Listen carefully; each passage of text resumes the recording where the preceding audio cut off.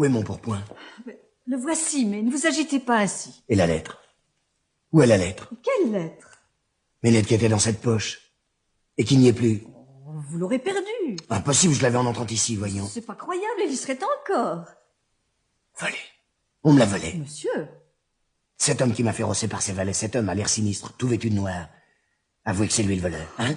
Vous me terrifiez, mais je ne puis parler.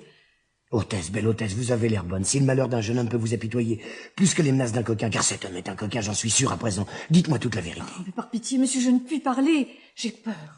Un mot, et vous me rendrez la vie. Mais votre silence même l'accuse. Et je vais me mettre... Oh, mais vous voyez bien, vous ne pouvez pas vous battre. Plutôt la mort que le déshonneur. Oh mon Dieu, ne sortez pas. Où allez-vous?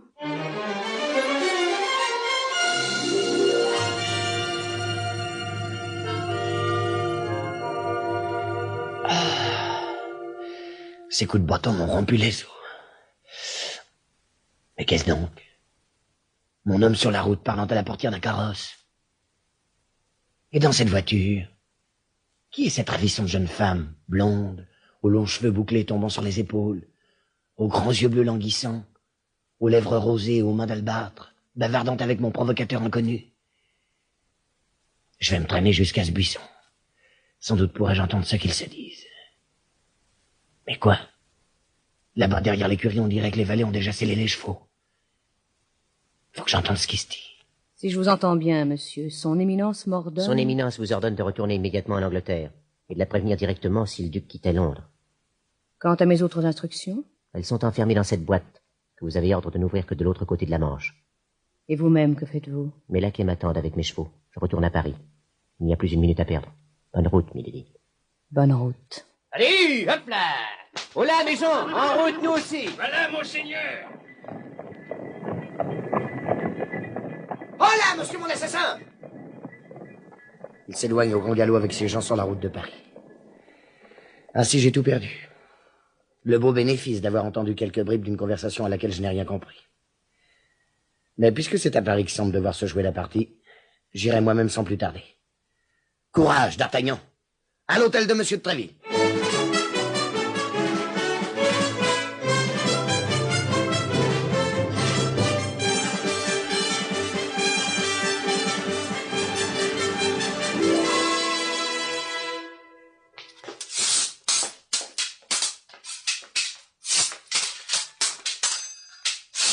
Eh bien, Athos, parez cette botte!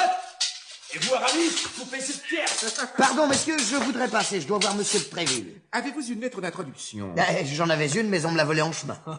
Facile à dire. Pour qui êtes-vous? Pour le cardinal ou pour le roi? Messieurs, j'arrive de ma province Inutile de tergiverser.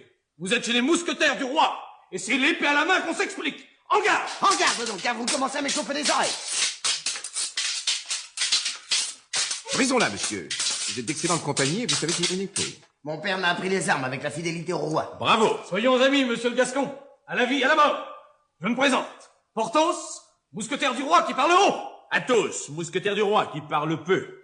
Trop de souvenirs encombrent son passé. Aramis, mousquetaire du roi, le savant, partagé entre son goût pour les armes et sa vocation pour la théologie. 3 bretteurs, 3 fines lames, sont prêts à la bataille. Si vous acceptez notre amitié, avec vous, nous serons 4.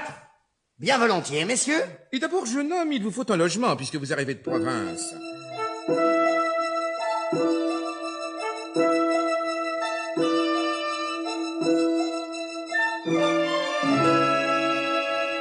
Me voici donc parisien depuis plusieurs mois, installé dans mes meubles dans la maison de monsieur Bonacieux. Je ne sais d'ailleurs comment je pourrais payer mon loyer, car la bravoure ne nourrit pas son homme.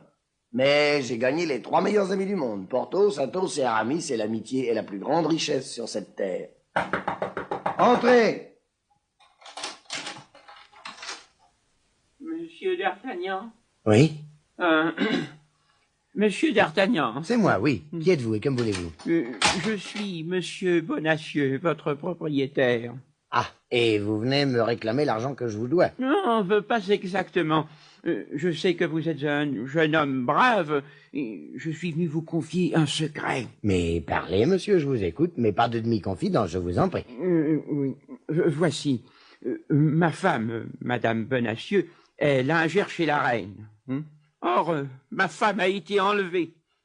Hein? Par qui? Je n'ai que des... Pour continuer à écouter ce livre audio gratuitement, cliquez sur le lien dans la description et vous pourrez l'écouter en entier sans frais grâce à l'essai de 30 jours d'Audible.